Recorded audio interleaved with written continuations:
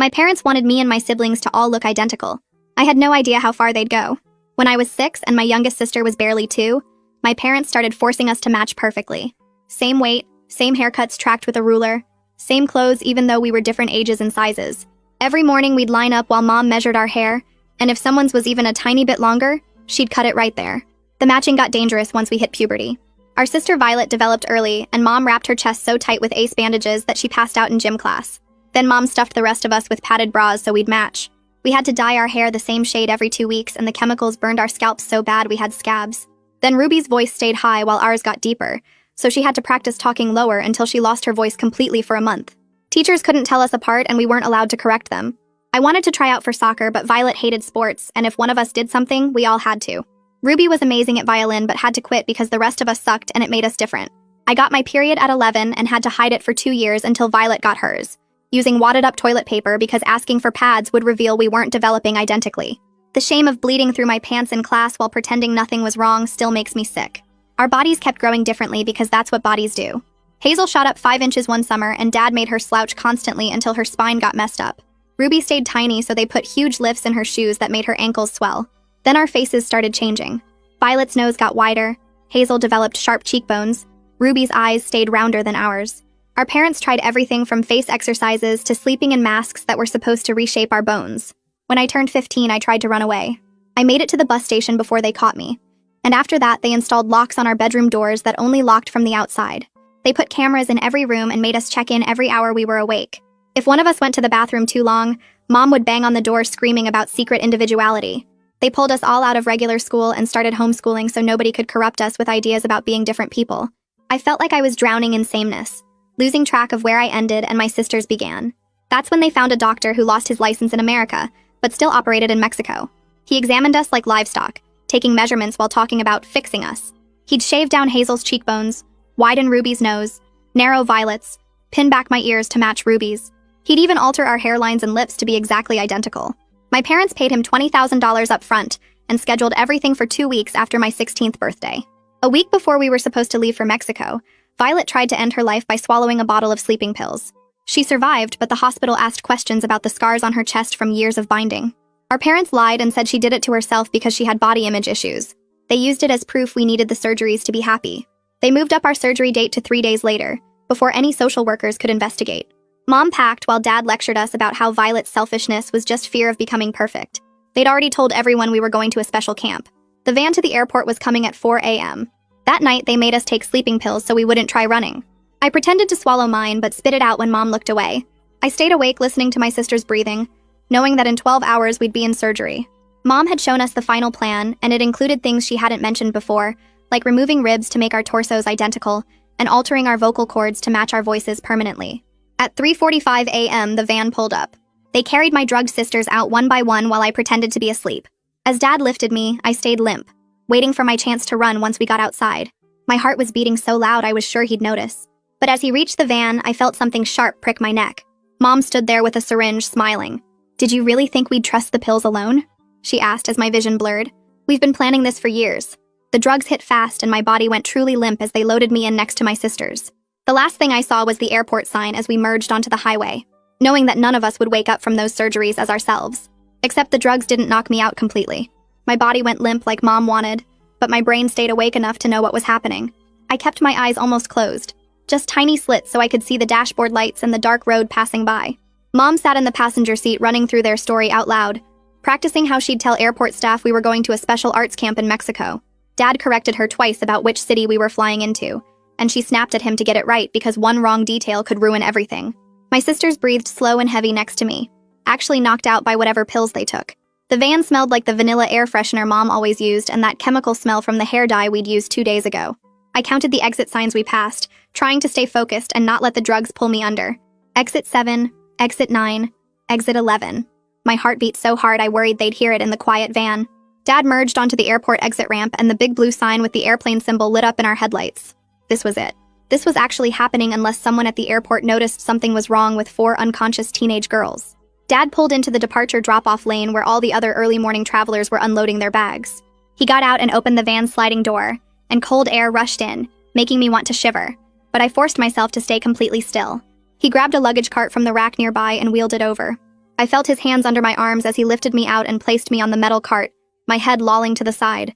He loaded Violet next to me, then Ruby, then Hazel, arranging us like we were cargo instead of people.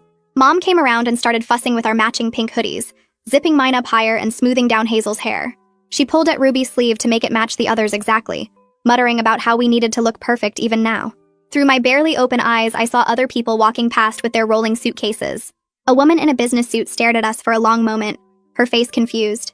A man with 2 kids slowed down to look, but then they all kept walking, pulling their bags toward the terminal doors.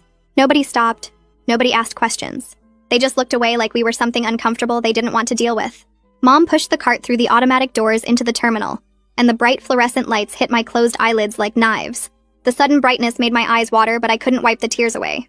I heard the echo of announcements bouncing off the high ceilings, something about unattended bags and security alerts. The wheels of the cart squeaked on the shiny floor. Dad walked next to us carrying our 4 passports and a folder with all the Mexico paperwork. My head bounced slightly with each push of the cart, and I had to concentrate hard on keeping my body limp and my breathing steady. The terminal was mostly empty this early in the morning, just a few tired travelers scattered around. We passed a coffee shop that wasn't open yet, and a closed gift shop with its metal gate pulled down. The overhead lights were so bright they hurt even through my eyelids. Mom's shoes clicked on the floor in that fast rhythm that meant she was nervous. She was pushing the cart faster now, heading toward the international check-in counters at the far end of the terminal. The airline agent looked up from her computer screen as we approached. I could see her through my eyelashes. A woman maybe in her 30s with her hair pulled back in a bun. She glanced at her screen, then at us, then back at her screen. Her eyebrows pulled together and she tilted her head slightly. She typed something on her keyboard and her frown got deeper. She picked up her phone and made a quick call, and within a minute another agent in a supervisor vest came over. They had a quiet conversation while looking at us, and the supervisor pointed at something on the computer screen. The first agent nodded and gestured toward us on the cart. I felt a tiny spark of hope flicker in my chest. Someone was noticing. Someone was seeing that something was wrong with 4 identical teenage girls who weren't moving or responding. The supervisor leaned closer to get a better look at us, and I saw her mouth move in a question to my parents. I knew this was my chance. I forced my eyes to focus even though the drugs made everything blurry. The agent leaned down closer to check if we were breathing, her face coming into clear view just inches from mine. I gathered every bit of control I had left and let one single tear slide down my cheek. It rolled slow and obvious down to my jaw. Her eyes went wide and she jerked back fast, her hand reaching for the phone on the counter. She said something sharp to the supervisor and pointed right at my face. The supervisor's expression changed completely and she grabbed the phone too. Mom started talking in that sweet voice, explaining something, but the agents weren't listening anymore. They were making calls and looking at us with concern and alarm instead of just mild confusion. 3 minutes later, an airport police officer walked up fast, his hand resting on his belt. He was tall and black with kind eyes that looked at us first before turning to my parents. His name tag said Hayes, and he pulled out a small notebook. He asked my parents why 4 teenagers were completely unresponsive at 4 in the morning. Dad launched into the story they'd practiced, his voice smooth and reasonable. He explained we were anxious flyers who got nervous about traveling. He said Mom had given us some medication to help us rest for the flight. He smiled that charming smile he used with teachers and doctors, the one that usually made people trust him and stop asking questions. Mom jumped in with more details, her voice sweet and concerned like she was the most caring mother in the world. She talked about the special arts camp in Mexico we were attending. She said we'd been so excited we couldn't sleep for days. She explained how she'd given us something mild and safe to help us rest for the long flight. She used words like responsible parenting, and their best interests, and just want them to be comfortable. She was using that exact tone she'd used with the hospital staff. When Violet tried to die, the voice that made her sound like a devoted mom who only wanted to help her daughters. The voice that usually worked on everyone. Officer Hayes crouched down next to the cart, his face level with mine. He gently lifted my hand in his skin warm against my cold fingers. He spoke quietly, just loud enough for me to hear. He said if I could hear him, squeeze his thumb. I gathered every bit of strength I had left in my drugged body. I focused all my energy on my hand. I squeezed as hard as I could, which wasn't very hard because of whatever Mom injected in my neck, but I squeezed. His whole body went completely still. His eyes locked on my face and his grip on my hand tightened slightly. He'd felt it. He knew I was conscious. He knew something was very wrong here. Hayes stood up fast and pulled the radio from his belt. He called for EMS in a voice that was calm but urgent. He told my parents nobody was boarding any plane until medical personnel checked us out. Within 2 minutes, 2 paramedics rushed over with their equipment bags. They started checking our vital signs, one taking my pulse while the other checked Violet. The first paramedic lifted my eyelid and shined a light in my eye, then did the same to Ruby. He said something to his partner about our pupils being way too small. The second paramedic checked our breathing with a stethoscope and said it was too shallow for normal sleep. They looked at each other and then at Officer Hayes with expressions that said this wasn't right. Mom's voice got higher and tighter. She insisted we were fine and we were going to miss our flight. She said they were making a big deal out of nothing. She kept talking about the camp and how we'd be late and how this was all unnecessary. Dad put his hand on her arm, probably trying to signal her to calm down. But I could see the panic starting to crack through their perfect parent act. Mom's sweet voice had an edge to it now. Dad's smile looked forced and tight. The paramedics kept checking us and talking to Officer Hayes, and I knew our parents could feel control slipping away from them for the first time in years. The first paramedic leaned closer to check my pulse again, and his fingers brushed against my neck where Mom had stuck the needle. He froze for a second, then gently turned my head to get a better look. His partner came over fast and they both stared at the small red mark with the tiny bit of blood still fresh on my skin. The first one pulled out his radio and called for his supervisor while the second paramedic moved to check Violet. He found the same mark on her neck in the exact same spot. Then he checked Ruby and found another one. Then Hazel. All four of us had identical injection sites that were still red and fresh. The supervisor's voice crackled back over the radio asking for details, and the first paramedic said something about multiple minors with signs of forced sedation and possible non-voluntary medication. He looked straight at Officer Hayes and said, "This didn't look like anxiety medication given by a parent. This looked like someone deliberately drugging kids who didn't want to be drugged." Hayes wrote something in his notebook and his jaw got tight. He walked over to where my parents were standing together near the check-in counter and asked Dad to step aside with him to verify our identification documents. Dad's face showed surprise, but he followed Hayes a few feet away, while another officer moved closer to Mom. Hayes pulled out his own notebook and started asking Dad questions about our trip. Where exactly in Mexico were we going? What city? What was the name of the facility? Dad answered quickly, saying we were going to a camp in Tijuana. Hayes wrote it down, then walked back to Mom and asked her the same questions. She said we were going to Mexicali for a special program. Hayes looked down at his notebook where he'd written both answers and his eyebrows went up.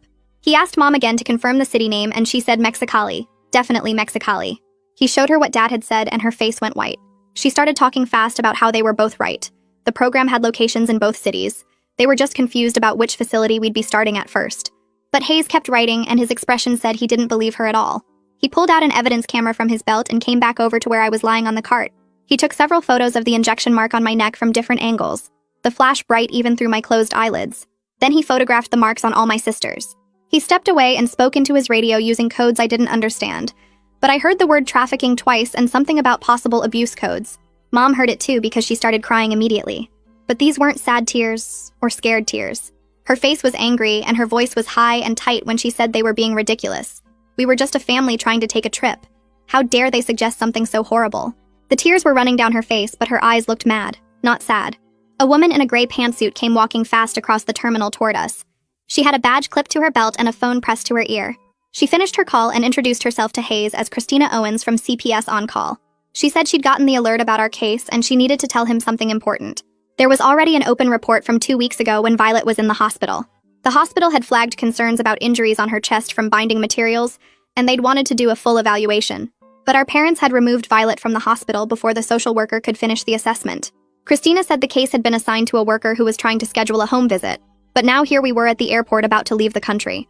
Hayes showed her the photos of our injection marks, and the notes about our parents giving different city names. Christina looked at the photos for a long time, then looked at my parents, then back at Hayes. The airline supervisor came over and said our boarding was officially denied. We would need full medical clearance before any travel would be approved, and that clearance would have to come from the airport medical staff and CPS. Hayes and Christina started walking toward the airport medical clinic and told our parents to follow with us. Dad immediately started arguing about our rights and how they couldn't force us to go anywhere. Mom was still crying and saying they were being persecuted for their parenting choices. But Hayes just kept walking and gestured for the paramedics to bring us along. Dad and Mom had to follow or be left behind. We got halfway across the terminal when Dad suddenly grabbed Mom's arm and they both turned toward the parking garage. Hayes saw it and moved fast to block their path.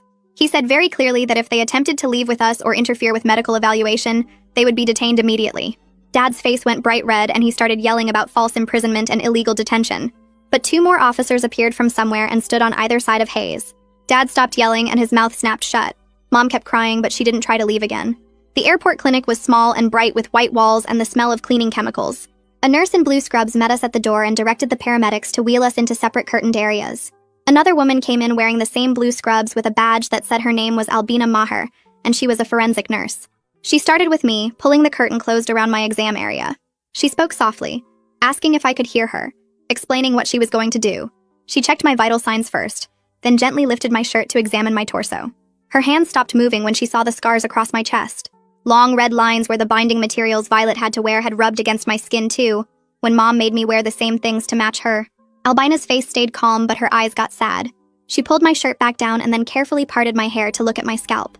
She found the chemical burns from years of hair dye, the places where the skin was still rough and damaged. She took photos of everything with a medical camera, documenting each injury carefully. I heard her moving to the next curtained area to examine one of my sisters. Christina Owens pushed aside my curtain and came in. She pulled a chair close to the exam table and sat down so her face was level with mine. She explained very gently that she was starting emergency protective custody proceedings. That meant we wouldn't be going home with our parents today.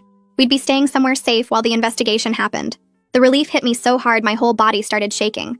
I couldn't control it, just trembling all over like I was freezing even though the room was warm.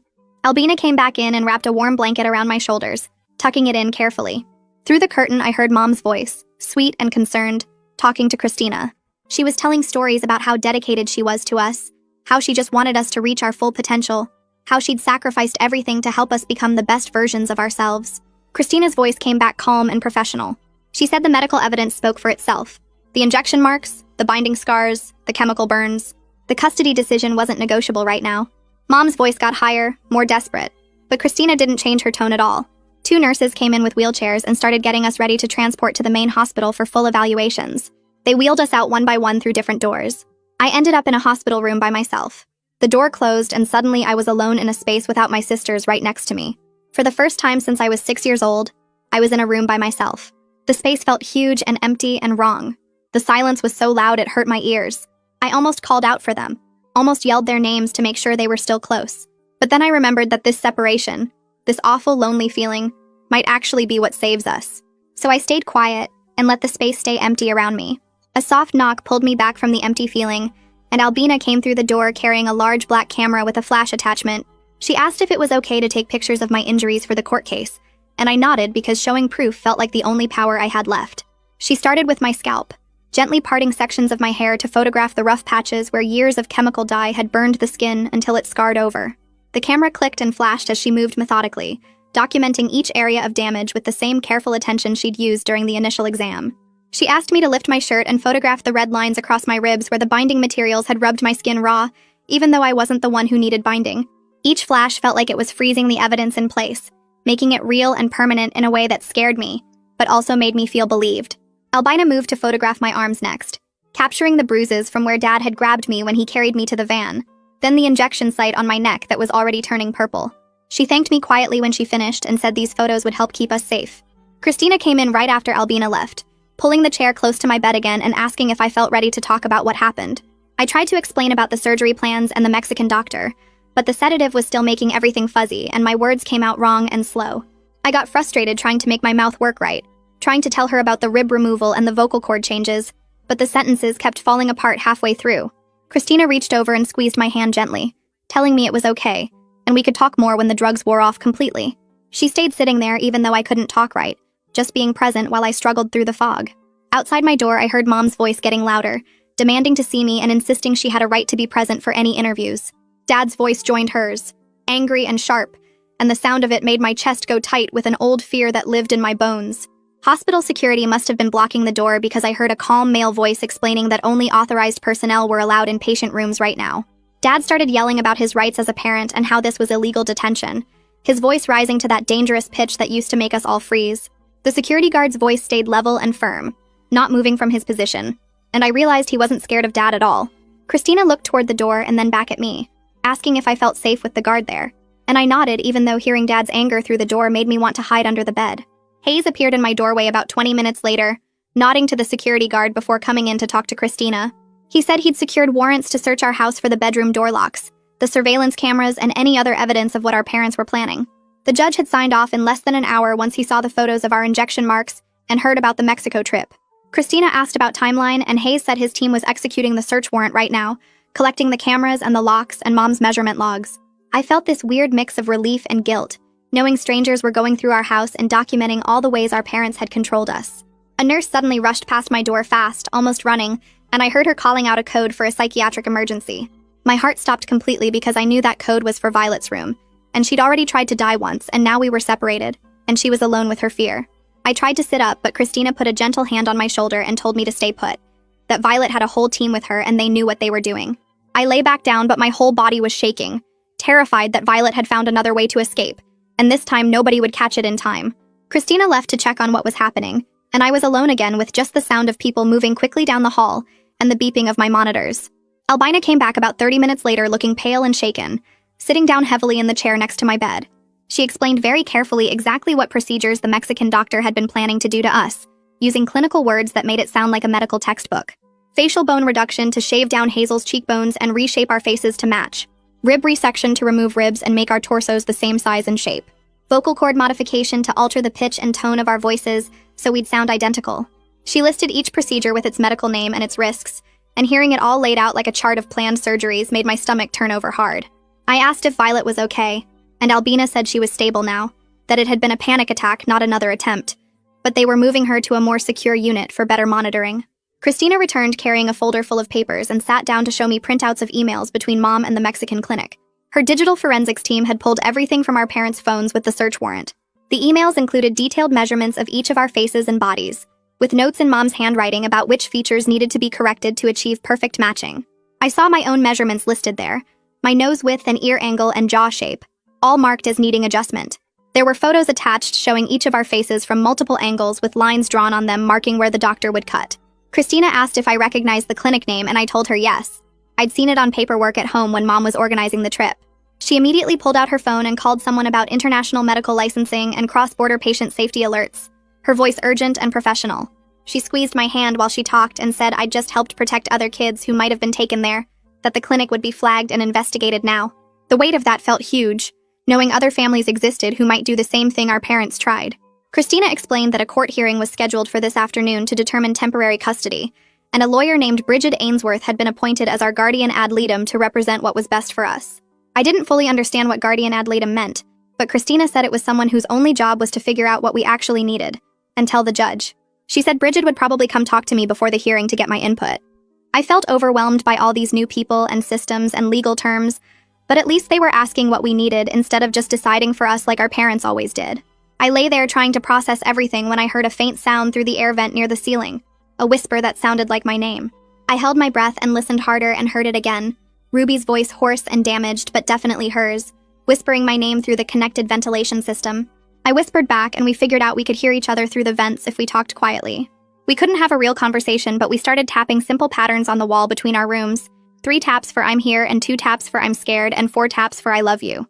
We kept tapping back and forth, this basic communication that felt like a lifeline, proving we were still connected even though we were in separate rooms for the first time in 10 years.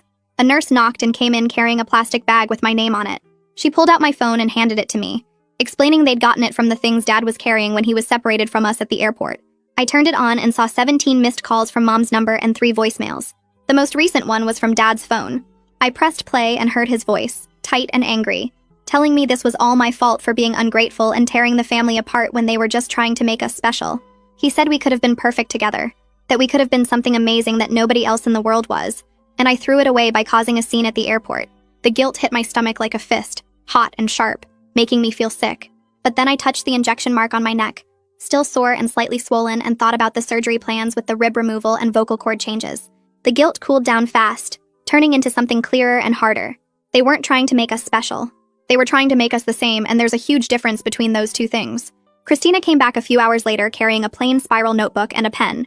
She sat down next to my bed and explained she wanted me to write down what happened in my own words, just for my own record that nobody else had to see unless I wanted them to. She said it might help me process everything, and it would also be there if I ever needed to remember details later. I took the notebook and started writing, beginning with the morning they told us about the Mexico trip. But as I wrote, I noticed I kept using we and us for everything, like we were one person instead of 4. We felt scared. We didn't want to go. We tried to hide. I stopped and stared at the words, realizing I'd lost track of where I ended and my sister's began. Christina noticed me staring and asked what was wrong. I showed her the page and she nodded slowly, then suggested I try rewriting it using I and my own name. It felt strange and wrong at first, like I was lying by claiming experiences as only mine. But I forced myself to do it. I felt scared. I didn't want to go. I tried to hide. Seeing my individual experience written out separately for the first time made my chest feel tight, but also somehow lighter. That evening, Christina came back looking concerned, holding her phone. She showed me a local news website that had posted a brief story about an incident at the airport involving possible child endangerment. The article didn't use our names or give many details, just said 4 minors were taken into protective custody after concerning circumstances at the international terminal. Even though they kept us anonymous, fear shot through me thinking someone might figure out it was us. Our neighbors knew we were supposed to be going on a trip. Kids from our old school might remember us. What if people started talking and sharing the story and eventually someone connected it to our family? Christina must have seen the panic on my face because she sat down and explained very clearly that juvenile cases are sealed by law, our identities are protected, and the news outlets aren't allowed to publish information that could identify us. She promised me over and over that we were safe from exposure, but the fear still sat heavy in my chest like a weight I couldn't shift. Christina spent the next several hours on her phone, and I could hear her through the door talking to different people about foster placements. Most homes aren't set up to take 4 teenage girls all at once. Some had space for 2, others could take 3, but nobody had room for all 4 of us together. The possibility of being split up after everything we'd been through made me feel physically sick. We'd been forced to be identical for 10 years, and now that we finally had a chance to be separate people, we might actually get separated for real. I wanted to be my own person, but I didn't want to lose my sisters completely. Christina came back into my room later and promised she was still trying to find a placement that could keep us together, but I could tell from her face that it wasn't looking good. The next morning, Hayes and his team executed the search warrant on our house. Christina showed me photos they texted her as they went through each room, documenting everything. They found the locks on our bedroom doors that only opened from the outside, installed so we couldn't get out at night. They found cameras in every single room, including the bathroom, all feeding to monitors in our parents' bedroom so they could watch us constantly. They found Mom's detailed logs going back years, tracking our hair measurements down to the millimeter with notes about who needed cutting. They found the ace bandages she used to bind Violet's chest and the padded bras she made the rest of us wear to match. They found the notebook with our class schedules from when we were still in regular school, the one Mom had sent to the Mexican doctor, so he could plan the surgery timing. Hayes and his team took photos of everything and loaded it all into evidence bags. Christina said the amount of documentation they found was actually helpful for the case because it proved this wasn't just strict parenting, it was planned and systematic control.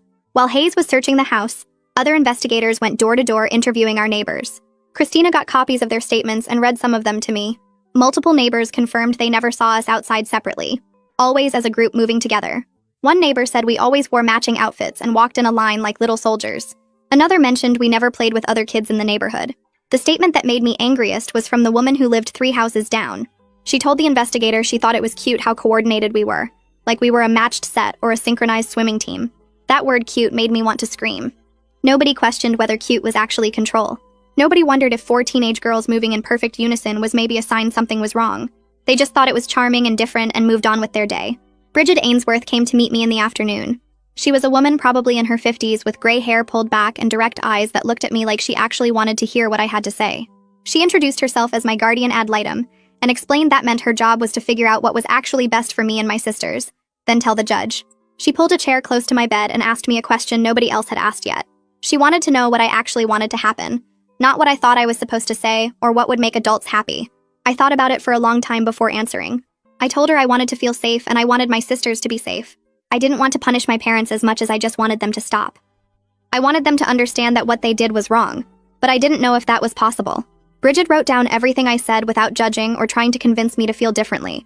She said my feelings were valid even if they were complicated, and it was okay to want safety without wanting revenge. The emergency custody hearing happened that afternoon in a small courtroom that felt more like a conference room. Just the judge behind his desk, lawyers on both sides, Christina, Bridget, and my parents with their attorney. I wasn't required to be there since it was just about temporary custody, not the full case. Christina recorded it on her phone so I could hear what happened later if I wanted. My parents' lawyer spent most of his time arguing that CPS was persecuting a family for their homeschooling choices and traditional values. He kept saying things about religious freedom and parental rights, trying to make this about belief systems instead of what my parents actually did to us. He claimed the airport incident was a misunderstanding, that we'd voluntarily taken medication, and my parents were being responsible by monitoring us. He said the planned procedures in Mexico were cosmetic choices that lots of families make, like braces or acne treatment. Listening to him twist everything made me feel crazy, like he was describing a completely different reality than the one I lived. The judge let the lawyer finish, then started going through the evidence. He looked at the photos of our injuries, the binding scars and chemical burns and injection marks. He read the emails about the surgery plans out loud, including the parts about rib removal and vocal cord alteration. He listened to Albina's testimony about the serious medical risks we were facing, how some of the planned procedures could have caused permanent damage or even death. When he finally spoke, his voice was firm and clear. He ordered us removed from our parents' custody temporarily, said they could only have supervised visitation at approved facilities, and scheduled a full hearing for 3 weeks later.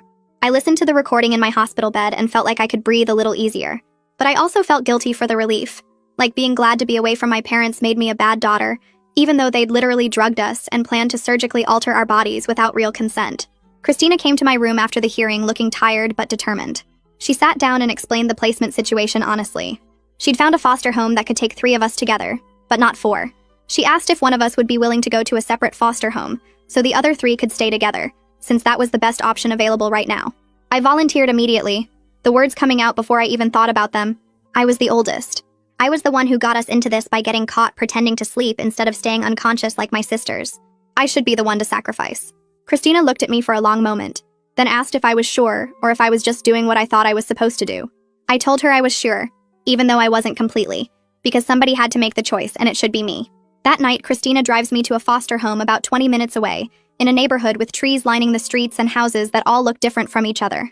A couple in their 60s opens the door and introduces themselves, but I'm so tired I barely register their names.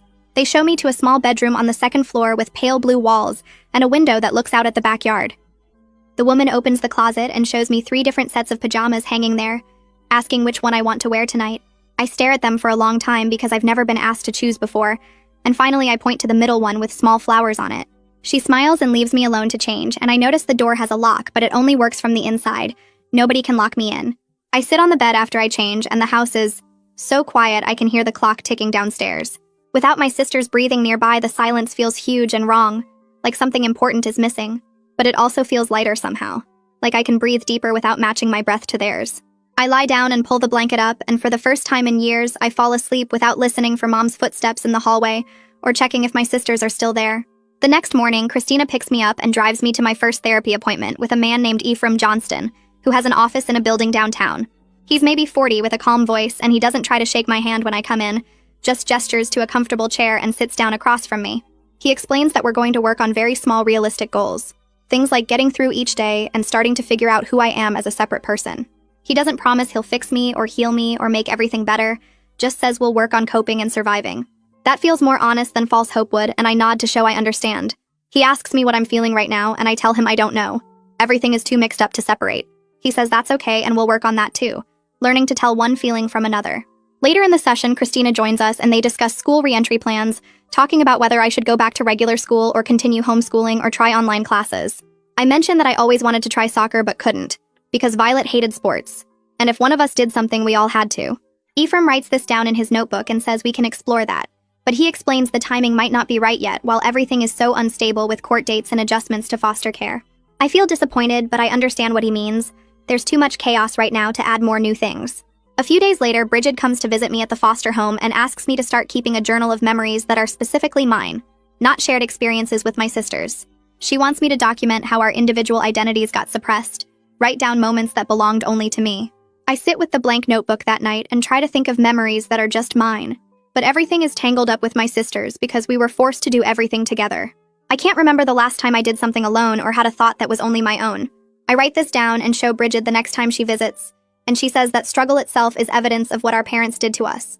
The fact that I can't find individual memories proves how thoroughly they erased our separate selves. About a week after I start the journal, Christina calls with news about the Mexican clinic. She tells me they got word that the clinic has either shut down or moved locations, and the lead on the unlicensed doctor has gone cold. My stomach twists when she says this because it means he's still out there somewhere doing this to other kids, and I feel guilty even though I know it's not my fault. Bridget reminds me later that I'm 16, and stopping international medical criminals isn't my responsibility, but the guilt sits heavy anyway. I keep thinking about other girls who might end up on that surgery table because we didn't catch him in time. A week after the custody hearing, I'm scrolling through social media on my phone when I get a message request from an account I don't recognize. The profile picture is blank, and the username is just random letters and numbers. I open it and the message says, "We can still fix you, we can still make you perfect, we love you." I know immediately it's from my parents violating the no-contact order, and my hands start shaking so bad I almost drop the phone. I screenshot the message like Christina taught me to do and send it to her right away. Then I block the account and delete the message request. Christina calls me back within an hour and tells me she's forwarding it to Hayes and the prosecutor. 2 days later, Christina calls again to tell me that Hayes traced the fake social media account back to Dad's work computer using the IP address. He's filing a motion for contempt of court since my parents violated the no-contact order. Christina says this proves I was right to report it and that consequences are happening, which helps calm the panic that flared up when I first saw their message. The next week, I have my first supervised visit with my sisters at a neutral visitation center, a plain building with meeting rooms and cameras everywhere. As soon as we're in the same room, we start arguing about whose fault this is and who should have done what differently. Violet says I should have stayed quiet and we'd all still be together, and I snap back that together meant drugged and heading for surgery. Ruby starts crying and saying she just wants everything to go back to normal, and Hazel yells that there is no normal to go back to. The supervisor sits quietly and lets us work through it instead of shutting us down, and eventually we're all crying and hugging each other and admitting we're scared and grieving even though we're also safer. We hold on to each other for a long time, and I realize this is the first time we've touched in weeks. The first time we've been close without being forced to match. A few days after that visit, Christina takes Hazel to an appointment with an orthopedic specialist who examines her back and takes x-rays. The doctor confirms that the forced slouching damaged her spine in ways that will require physical therapy and might cause chronic pain for the rest of her life.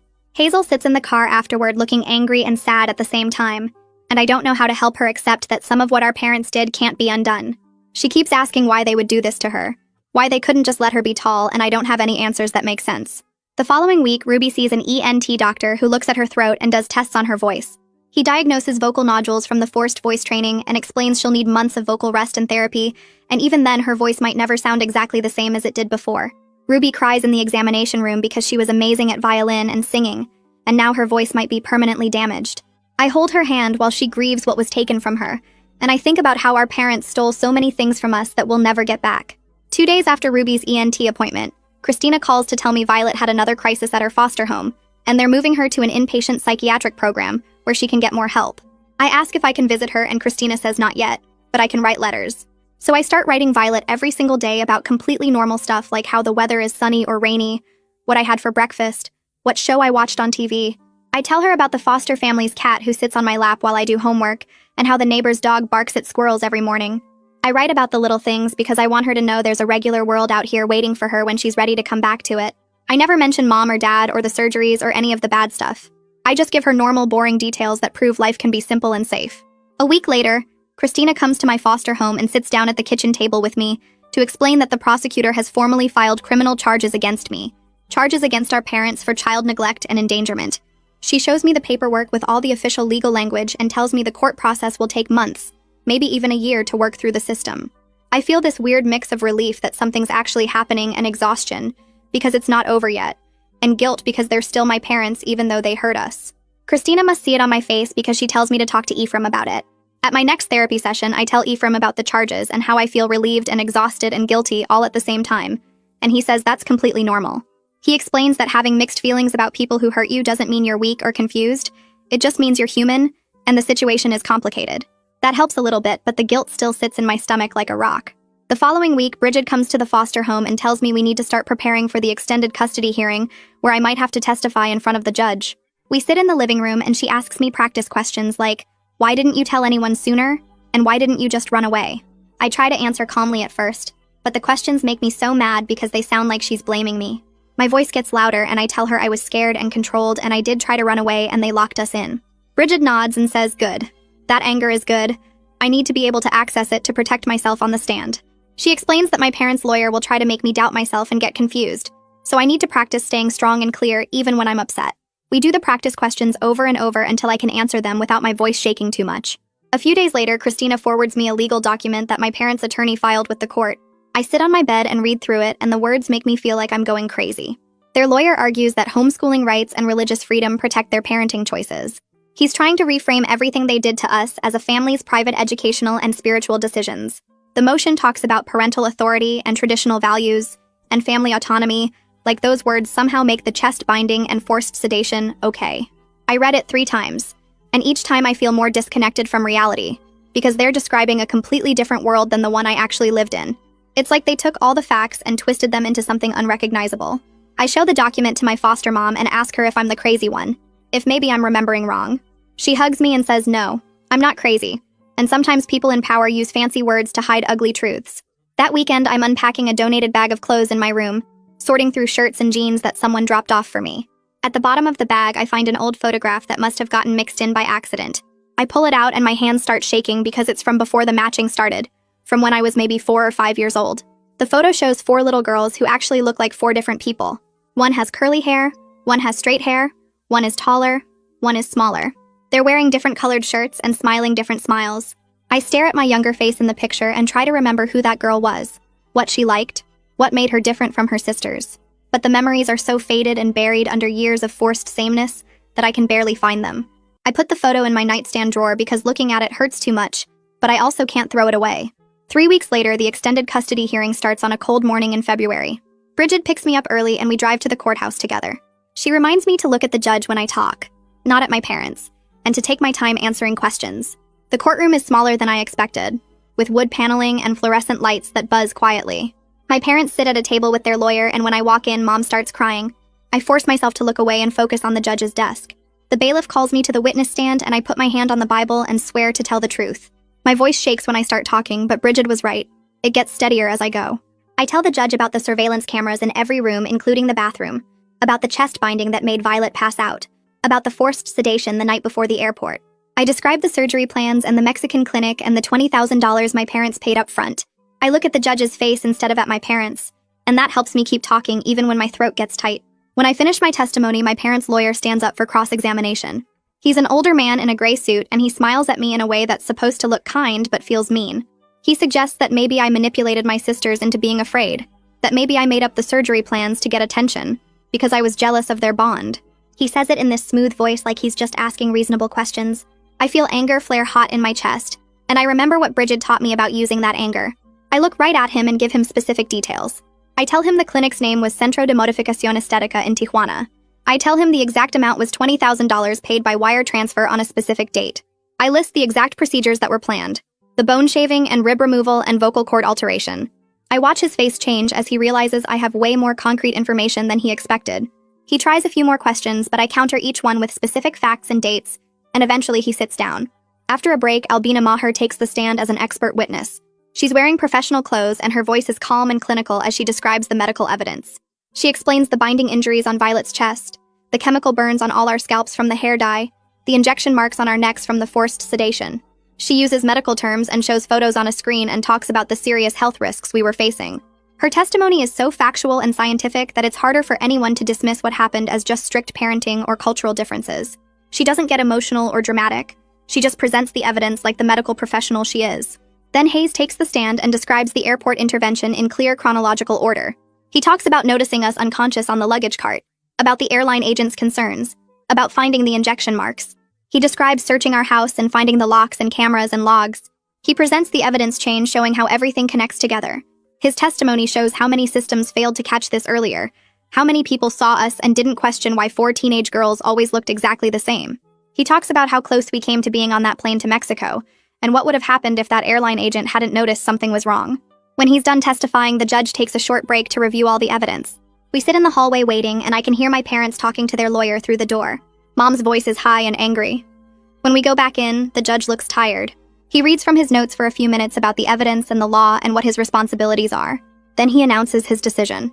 He's extending our removal from our parents' custody for a full year. He orders psychological evaluations for both Mom and Dad before any custody can be reconsidered. He limits them to supervised contact only at approved facilities with trained monitors present. I feel this wave of relief wash over me so strong I almost cry. But mixed with the relief is this strange grief that sits heavy in my chest, because even though they hurt us, they're still my parents. Some part of me wanted them to fight for us differently, to admit what they did was wrong and promise to change. But they just sit there looking angry and betrayed like we're the ones who hurt them. Bridget squeezes my shoulder and Christina smiles at me from across the room. The judge bangs his gavel and says, "Court is adjourned," and just like that, it's over for now. 2 weeks pass before Christina calls with news that makes my hands shake. She found a foster family willing to take all 4 of us together, a couple in their 50s who've fostered sibling groups before and have a house with enough bedrooms for everyone. We move in on a Saturday morning and the foster mom shows us each to our own rooms, which feels weird and wrong at first.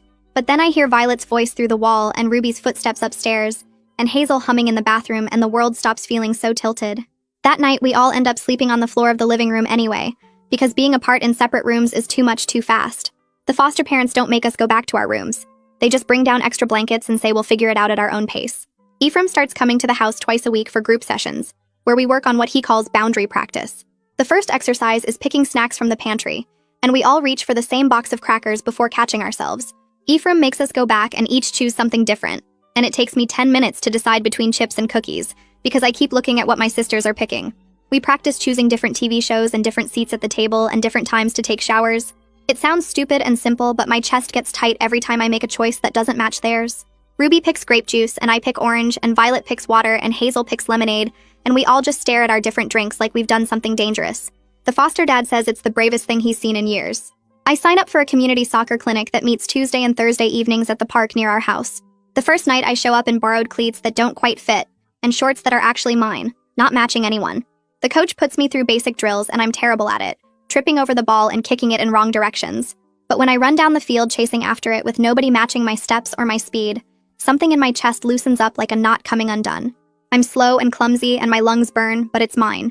This awkward learning belongs only to me. After practice, I text my sisters about how bad I was, and they send back laughing emojis, and that feels good too, being able to suck at something without dragging them down with me. The Visitation Center hosts a music hour on Wednesday afternoons, and Ruby brings her violin for the first time in months. Her hands shake when she lifts the bow and her first notes are scratchy and off-key. She can't sing along anymore because her voice is still damaged and hoarse, but she plays through a simple song anyway. When she finishes, the supervisor claps and tells us this is what healing actually looks like. Not perfect or erased, but moving forward anyway. Ruby's eyes fill up, but she's smiling, and I realize I haven't seen her really smile in years. We have our first supervised visit with our parents the next week in a small room with cameras and a monitor sitting in the corner. Mom cries the second she sees us, and Dad's voice breaks when he says our names. They beg us to forgive them and say they only wanted us to be special and loved. Mom reaches for my hand, but I pull back, remembering what Ephraim taught us about boundaries. I tell them we need them to accept responsibility for what they did before we can talk about forgiveness. Violet says the surgeries would have hurt us permanently. Hazel mentions her spine that still aches every morning.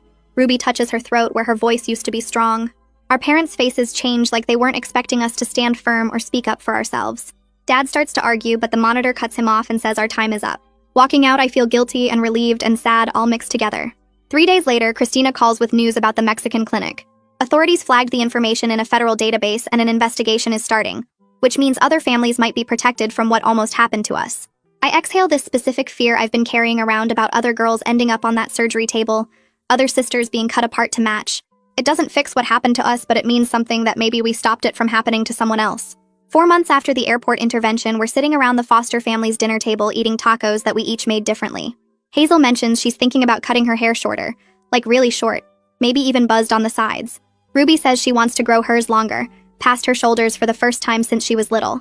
Violet wants to try a completely different color, maybe red or purple, something that doesn't look like the rest of us at all. We look at each other and start laughing because we're choosing different looks on purpose, claiming our own faces back one decision at a time. The foster mom offers to take us to the salon on Saturday, and we spend an hour looking at pictures on her phone of different hairstyles, each of us picking something totally separate. The final custody hearing happens on a cold morning in November. The judge reviews all the evidence again and listens to updated reports from Christina and Ephraim and our doctors. He grants long-term guardianship to the state with our foster family as permanent placement. He orders individualized education plans for each of us and separate medical care and therapy. He issues an injunction barring our parents from any decisions about body modification or medical procedures for us. It's not a fairy tale ending where everything gets fixed and everyone's happy, but it's real safety with legal protection behind it, and that matters more than perfect. 5 months after everything changed, I walk into the drugstore by myself to buy pads. I don't hide them under other items or pretend I'm buying them for someone else. The cashier rings them up like it's normal because it is normal. I text my sisters a dumb meme about period cramps on my way home, and they respond at different times with different reactions.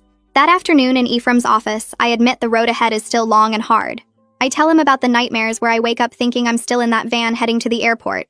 I mention how sometimes I still reach for the same things my sisters pick without thinking. But I also tell him we won't be forced into identical bodies ever again. We're learning to be 4 separate people who choose to love each other, and that's harder and better and more real than anything we had before. And that's my side of it. The fun part is always hearing yours, because you spot things I didn't. Share your take in the comments. I'll be reading.